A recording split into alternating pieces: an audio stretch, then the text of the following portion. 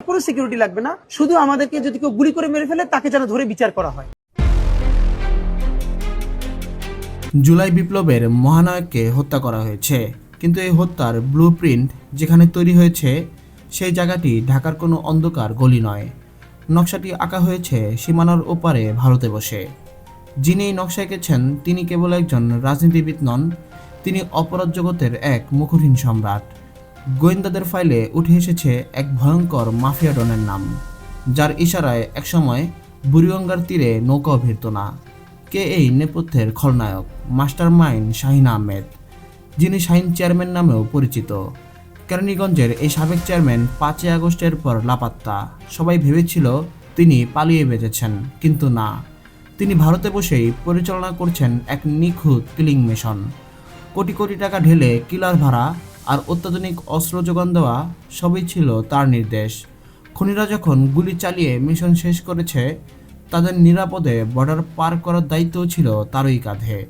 Shahin chairman নামটি শুধু একটি পদবি নয়, কেরানীগঞ্জের মানুষের কাছে এটি ছিল এক আতঙ্কের ব্র্যান্ড।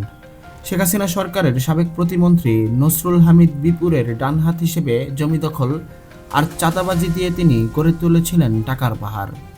পুলিশের খাতায় চিহ্নিত সন্ত্রাসী হওয়ার পরেও কেউ তাকে স্পর্শ করার সাহস পায়নি। আর সেই অবৈধ টাকার জোরে তিনি এখন বিদেশের মাটিতে বসে হাদিকে সরানোর মিশন সাকসেসফুল করেছেন। শাহিন জানতেন হাদির মতো তুখোর যোদ্ধাকে সরাতে সাধারণত চুনোপুটি দিয়ে হবে না, দরকার প্রফেশনাল কিলার। তদন্তে উঠে এসেছে শাহিন চেয়ারম্যান মোটা অঙ্কের টাকার প্রবাহ নিশ্চিত করেছিলেন।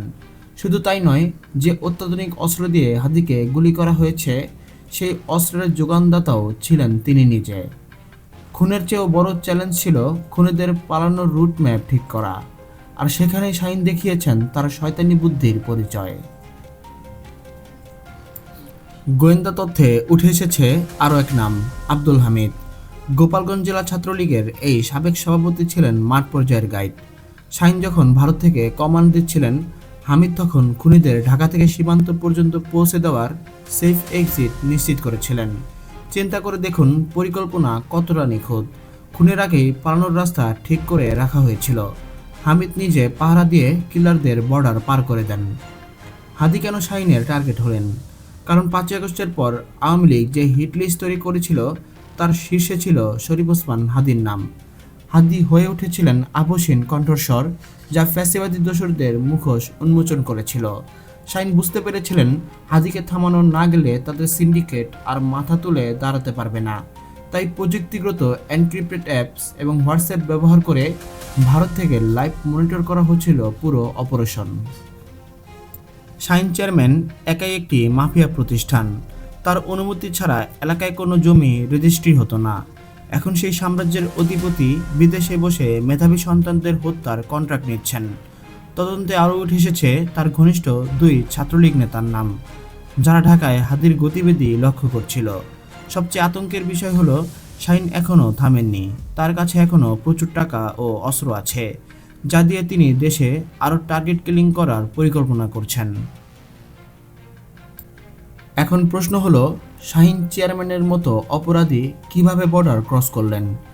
কারা তাকে পালাতে সাহায্য করলো? এখন সময়ের দাবি হলো ভারতের সাথে বন্দি বিনিময় চুক্তির মাধ্যমে তাকে দেশে ফিরিয়ে আনা। হাদিকে আমরা হারিয়েছি, কিন্তু খুনিদের বিচার নিশ্চিত করা রাষ্ট্রের দায়িত্ব।